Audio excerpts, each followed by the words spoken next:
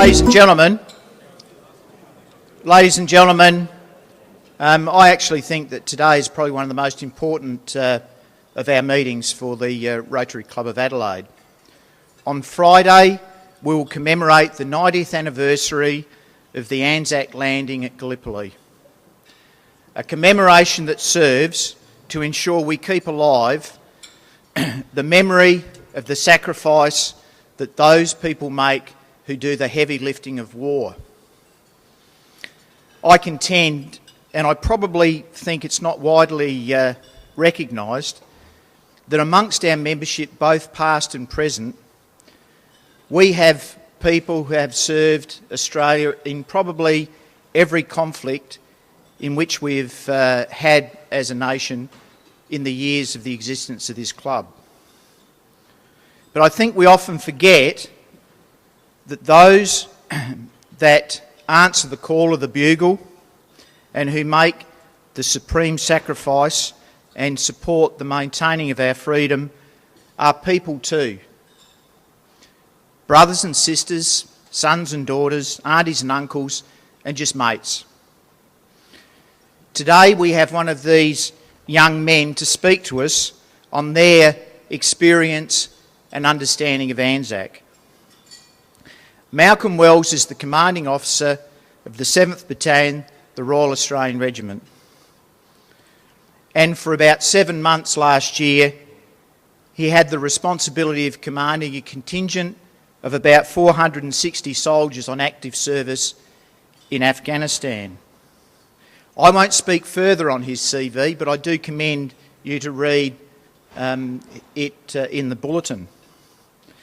But I just wanted to make one quick comment.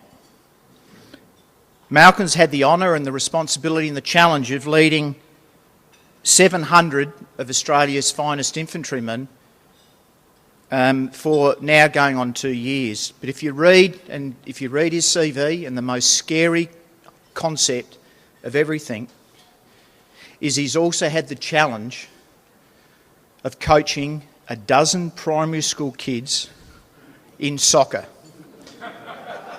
supported by, probably son of, Australia's finest soccer mums and dads. So we've got a speaker who's faced war, who's faced the greatest challenge of all, and including having to take those kids each week onto the soccer field and face their mums and dads. So please join in me in welcoming Malcolm.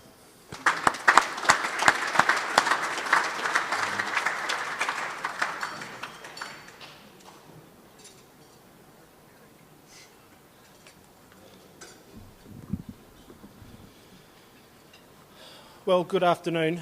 Doug, thank you for your very generous introduction. President, Rotarians, guests, and particularly can I acknowledge what I know is many veterans who are in the audience. Thank you for the opportunity to share lunch and speak with you this afternoon. What I thought would be interesting would be for me to talk today and try and take you inside the experience of those 470 young Australians that Doug mentioned who deployed with me to Uruzgan province, Afghanistan, from November 2012 to June of 2013. And I'm also going to try and do this within the context of the longer term and broader Australian campaign in Afghanistan. The first thing I'd like to talk a little bit about is to try and tell you what, or more correctly who, is an Australian infantry battalion that deploys to places like Tarankot. In building this description for you, the rich vein of the Anzac tradition isn't always helpful. The 7th Battalion, commanded by Lieutenant Colonel Pompey Elliott, that left Australia in 1914 to fight the First World War, is in many, many ways very different to the 7th Battalion that I command 100 years later. Further, the fact that our training is conducted behind fences and usually out of the public eye makes it really hard for you to understand what we do. So Pompey Elliott's 7th Battalion in 1914 were local boys from Essendon in Victoria, and all enlisted to fight the Kaiser and to protect Belgian neutrality. These young men played football together, they worked in the same factories, and they'd gone to school together. They answered the nation's call and they knew exactly what they had joined for. In time, they developed a fearsome reputation par excellence in the trenches of France. But when they first left these shores, if we're honest, they were but well-intentioned amateurs. The 7th Battalion of today are not a group of patriotic schoolmates who put their hands to soldiering or bivouacking in their spare time. Although they've enlisted under the spectre of war for this country's war for the last decade, they've all joined to serve as full-time professional soldiers. They are exceptionally well trained. They are experienced in what they do. Over 65% of the 7th Battalion are veterans of this nation's recent wars, Afghanistan, Iraq and East Timor, and often less well-known deployments to places like the Solomon Islands, border security, the Sudan, Golan Heights, Sinai, natural disaster relief and many others. Many are veterans of multiple deployments. I'm far from unique in having deployed on 5 active service deployments to 4 different theatres, Afghanistan twice, Iraq, Sierra Leone and East Timor. The soldiers of today are well equipped. Today's digger has the very best of weapons, protective equipment, high-tech communication suites and uniforms. And they are well paid. A rifleman is paid after 6 months recruit and infantry training about $60,000 a year, with added benefits of medical care, subsidised housing and excellent superannuation. It is a big investment from the government and the people of Australia, but it's a critical one, and I'm sure that most of you would agree it is an investment that there is a very good return on. But despite some things being very different, there are many things that haven't changed much. Firstly, the 7th Battalion today is full of very young, mainly men. It is easy to think of our veterans as being old. This is, of course, the image of the Department of Veterans Affairs, with mature gentlemen leading Anzac Day parades, often in World War II-style jeeps. Well, the average age of the 7th Battalion is 26. As the commanding officer, I'm considered the old man, and I've just turned 40. I guess one of the other things that hasn't changed is that families and loved ones worry for their soldiers when they deploy. I find it interesting the comparisons that are made to me when I've been deployed for 8 months to other friends whose partners, well, these are comparisons that are made to my wife usually, to other families whose usually husbands are fly-in, fly-out mine workers around Australia. And to my mind, there is something clearly different from this kind of work to living in an environment where insurgent fighters are prepared to sacrifice everything, including their own lives, to kill you every day. And the only newsworthy detail of Australia's longest war is when a digger is killed or wounded. So then the 7RAR task group that spent 8 months in Afghanistan was a group of about 470 young, professional Australian soldiers, well trained, well equipped and ready for whatever could be thrown at them in one of the most demanding environments in the world. The question of what our mission was is one that is worthy of some explanation. I imagine that few in the audience would have a detailed understanding of what our nation's objectives were in Uruzgan province, Afghanistan, a dusty, impoverished section of South Asia nestled in the southern foothills of the Hindu Kush Mountains. Most will remember the reason we first went to Afghanistan in 2001, the invoking of the Anzac Treaty and the world's greatest ever manhunt for Osama bin Laden in the Tora Bora hills of eastern Afghanistan, as well as to dismantle the Taliban regime that had harboured the terrorists that were behind the attacks of September 11, 2001. But after that, things get murky. Why are we still fighting in Afghanistan? And it is a worthy question. Most here will recall the inauguration of President Obama in early 2009 and his commitment to bring an end to the war in Iraq and to responsibly conclude the war in Afghanistan. By that time, for years, the war in Afghanistan had been starved of the resources needed to win because of the drain of the Iraq campaign. President Obama then gained the support of NATO and the international community to bring, or as it was called, surge, additional troops into Afghanistan to improve security, to train the Afghan National Security Forces, and then hand over to them and leave Afghanistan by the end of 2014. It was a bold vision, and one with an uncertain prospect of success, and it was a vision that Australia committed to. So it was in that context that Australia got serious in Afghanistan, particularly in Uruzgan province from 2009. Australia committed to a whole-of-government plan to bring security and development to Uruzgan, to train the Afghan National Army, and then redeploy back to Australia. Any student of counter-insurgency warfare will recognise this as a classic strategy. History tells us that it is only an Indigenous security force over the long term that can bring a decisive victory in this type of warfare. There are no battles of Waterloo that can bring a decisive victory in this kind of war. Instead, it is a long grind that sees military, political, judicial, policing, governance and development efforts needing to be intertwined and interconnected. Since 2009, the Australian Army's role in this complex tapestry has been to train, mentor and advise the Afghan National Army in Uruzgan. In this time, the 4th Brigade, as it is known, has more than doubled in size and truly has taken the fight to the insurgents. When 7RAR first deployed to Afghanistan for their first tour in Afghanistan in 2009, to do this job, our diggers were fighting alongside and often well in front of the Afghan army. Simply, the Afghans did not have the skills, leadership or firepower to prevail against the determined insurgency. In the days when Mark Donaldson, Ben Roberts-Smith and Dan Keane won their Victoria Crosses, there was tough fighting required to push the Taliban back in order to give the space needed for the legitimately elected Afghan government, supported by the international community, to deliver the services that were so desperately needed in Uruzgan. But as the months passed through 2010 to 2012, the Afghan army grew and received better equipment. Australian Special Forces continued to attack insurgent leadership. And our diggers could begin now to mentor from the shadows. As the Afghan army got out in front, they gained more and more confidence. Once they were in the lead, they didn't want to give it up. They realised that they could win by themselves. And we found that we were better than what we thought they would be. And they themselves found that they were better than even they thought they could be. So when 7RAR deployed in the end of 2012, Australia's campaign in Uruzgan had reached the decisive point. The Afghan army in Uruzgan had taken the lead for operations across the province, and we had shifted to an advisory role at the provincial level. While we had combat capabilities that could be called upon if required, we were very much in the back seat. This was the tipping point. If the Afghan army could continue to maintain and even improve the security situation by themselves, the insurgency would slip further towards irrelevance. But if the Afghans faltered, if the Taliban could find a way to reverse the losses they had endured for 3 consecutive years, then all of the investment and sacrifice by Australia, the coalition, and of course the Afghan people may have been for very little purpose. Despite the progress and the success of the campaign, by November 2012, things still remained difficult and dangerous. One of our jobs was to provide the protection and mobility around the province for the Australian-led Provincial Reconstruction Team, or PRT, a grouping of aid workers and governance mentors for the provincial government.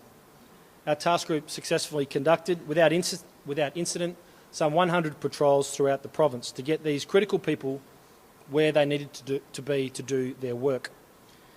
In this type of warfare, every time we got these folks to where they needed to be without incident, we further distanced the insurgency from the people. Having worked in this type of environment in Afghanistan, Iraq, Sierra Leone and East Timor, it is clear to me that the insurgency is everywhere. They are always watching you.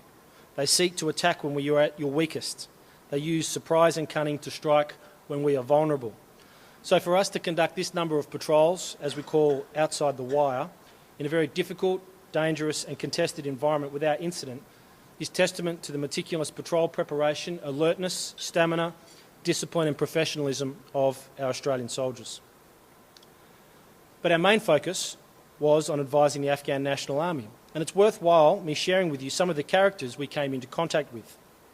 The brigade is about 4,000 soldiers strong, with 4 infantry battalions, a logistics unit and a combat specialist unit comprising engineers, artillery and so on. The commander is Brigadier General Muhammad Rasul Kandahari. As it is for ASX 100 companies, political parties, the government and non-government sector, leadership matters in the Afghan National Army. Kandahari is an outstanding leader, and I was lucky to be his advisor. Like so many Afghans, he has been fighting his whole life. He was a Mujahideen warrior in the 1980s. In fact, he was a real hero, living most of his youth in caves and moving from village to village as he eluded the Soviet army who hunted him down. He fled Afghanistan during the years of the Taliban rule in the 1980s and returned back in 2001 and has spent the last decade fighting in southern Afghanistan, in Helmand, Kandahar and also Uruzgan provinces. He says that the Taliban has taken his life from him. He seeks out the insurgency and personally leads, and I mean personally leads from the very front line, operations against known insurgent areas in Uruzgan. He cares deeply for the soldiers he commands. When he visits their positions, he personally checks their ration stores, kitchens, pay arrangements, sanitation, firewood stores and leave. These are all things that we take for granted in the Australian Army, but in the Afghan Army, if commanders don't make sure these things are right, the troops desert. He mourns for those who are killed in combat, and he is compassionate to the wounded. Sadly, this is an all too routine occurrence in the Afghan Army. He is enormously grateful for the investment Australia has made to his brigade and to Uruzgan. And there was also the brigade's cultural advisor, Haji Wali Shah. He is a religious advisor with a prodigious two-fist beard, one tooth, and the type of weathered face that elders in Afghanistan get from a life spent surviving.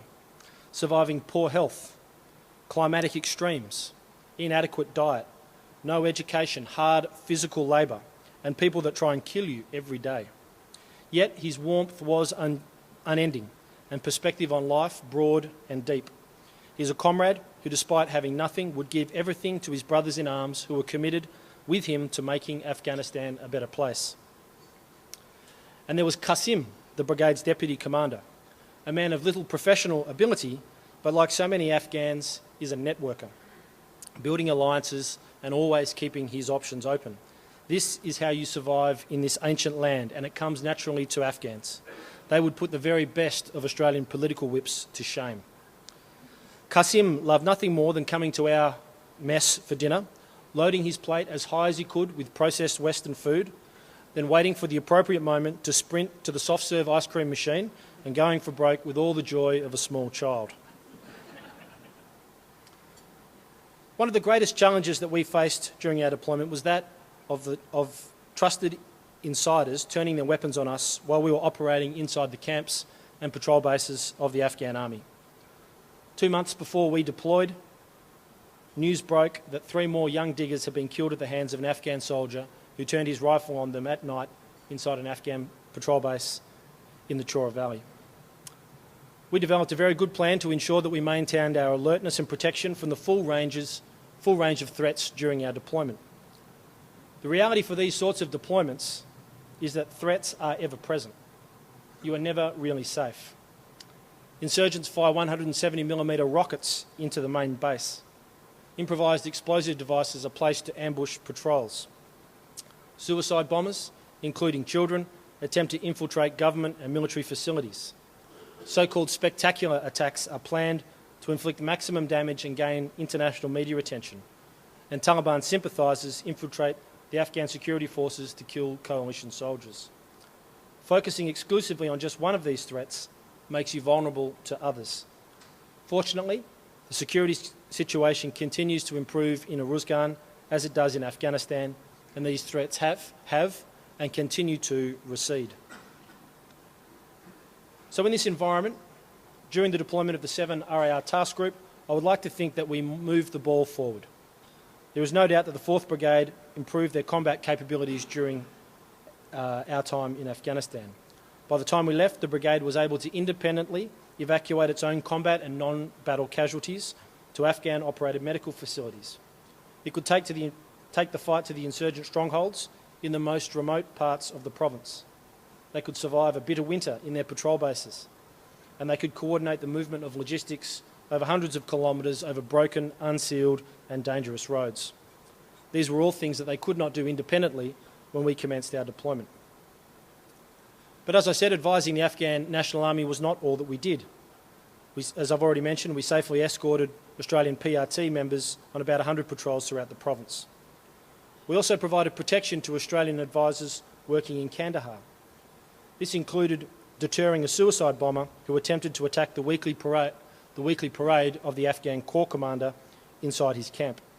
This bomber had successfully infiltrated the camp, and seeing our diggers protecting the Australian advisors around the Corps commander, turned away and attacked the nearby Kandahar Regional Military Hospital.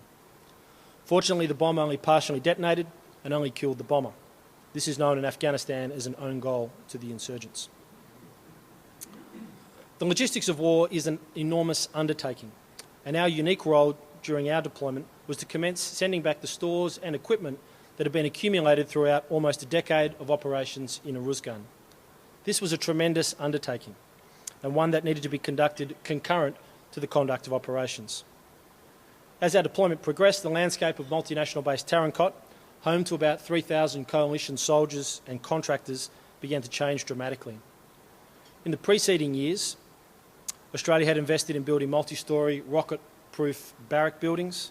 There were steel containers known as draytainers that were used for offices, mess halls, hospitals, warehouses, vehicle parks and workshops, all containing millions of dollars of equipment.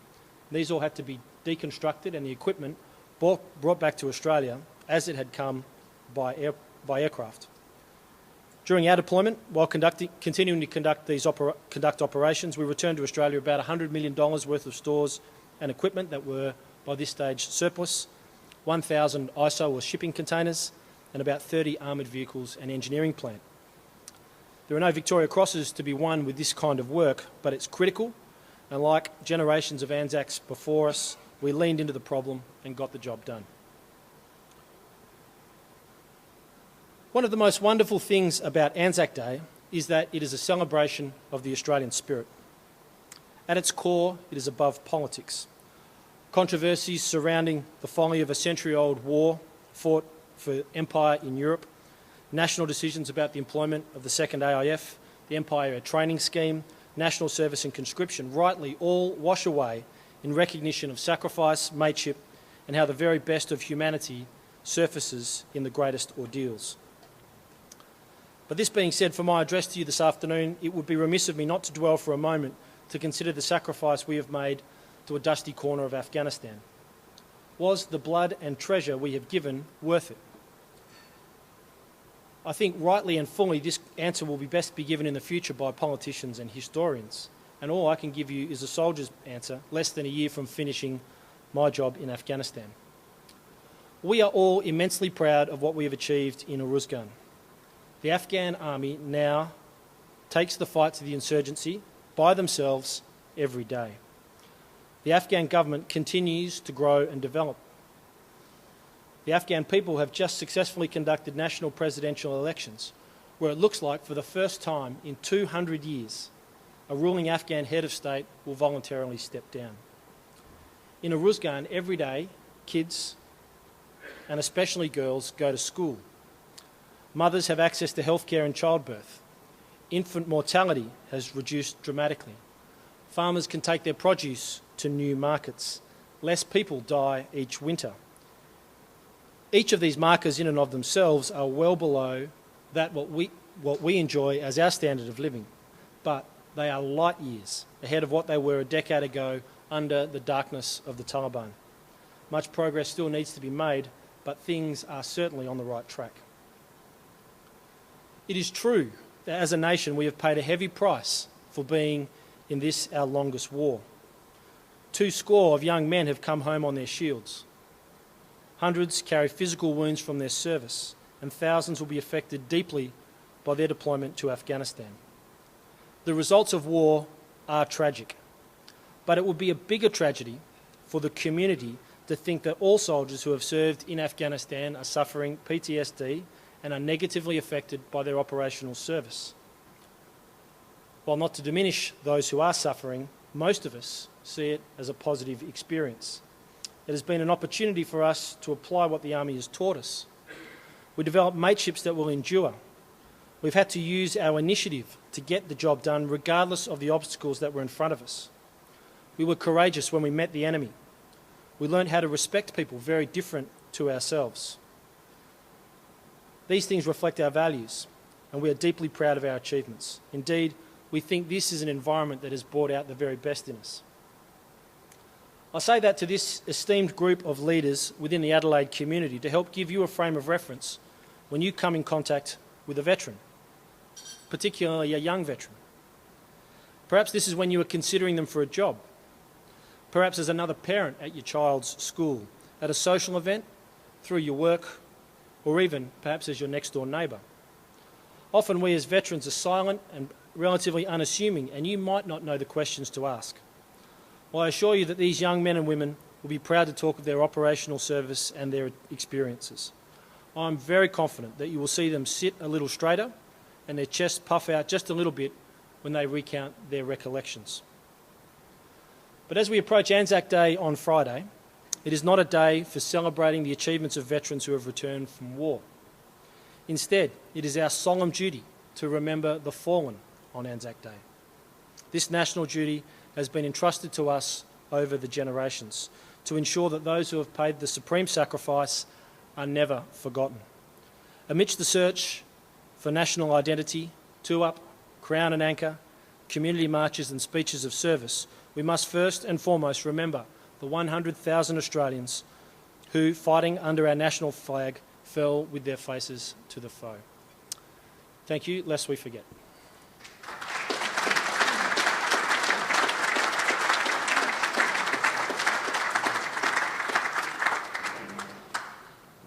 Thank you, Malcolm, and we have time for probably just one question. Is there a question there?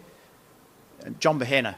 Colonel, I've heard that, of course, with computer age, you have computers set up within the barracks over there, and it enables the servicemen to communicate with their families. And I believe this has a positive and a negative effect, and you have to work on that in terms of Yeah, thank you for your question. That's a very excellent point. We are fortunate to have the benefit of just amazing telecommunications suites when we're deployed. Part of that is used for our day-to-day work for communicating in what we call a networked sense, but it also gives the opportunity to stay connected to families. And that is a wonderful, wonderful way to help make the distance smaller. I'll give you one example from a personal perspective how it's terrific. My second child was born when I was in Baghdad, deployed in Iraq in 2005. I'm going to say hearing your wife in labour on the telephone when you're in a war zone is something that's very difficult to do, but meeting my daughter via Skype was a wonderful thing. So to be able to stay connected in that way is certainly a very, very positive aspect that we enjoy. But it does, when we ask soldiers to do the jobs that they have to do in Afghanistan, they have to be, due to the nature of the work and the environment, they have to have their mind 100% on what they're doing to make sure that they're executing their job in a zero-fail environment and they're not letting their mates down, that everyone knows that we're all focused on the job. And it can be a trap to fall into that you can sort of be halfway in Afghanistan and halfway in Australia, and as a result you're neither in Afghanistan nor Australia. So it does require some maturity and some discipline from both those who are at home, anxiously waiting for news from their partner, as well as the partner to say, right, I'm gone for a long time, to make sure that those boundaries are well established. But I think on balance we would all say that it's a very positive thing. I'm sorry, ladies and gentlemen, we don't have time for any more. But on behalf of all the members, Colonel Wells, could I just thank you not only for your address, but for the job that you have done, continue to do, and all that the soldiers you lead continue to do to maintain our freedom. The one thing that we were looking to do is a New South Wales tradition of a bottle of Grange on your birthday date, which would have been a bottle of 74 Grange, but we're currently reviewing that. Apparently there's some challenges around so what we've done as an alternate is a rotary pen. So please join me in thanking Malcolm.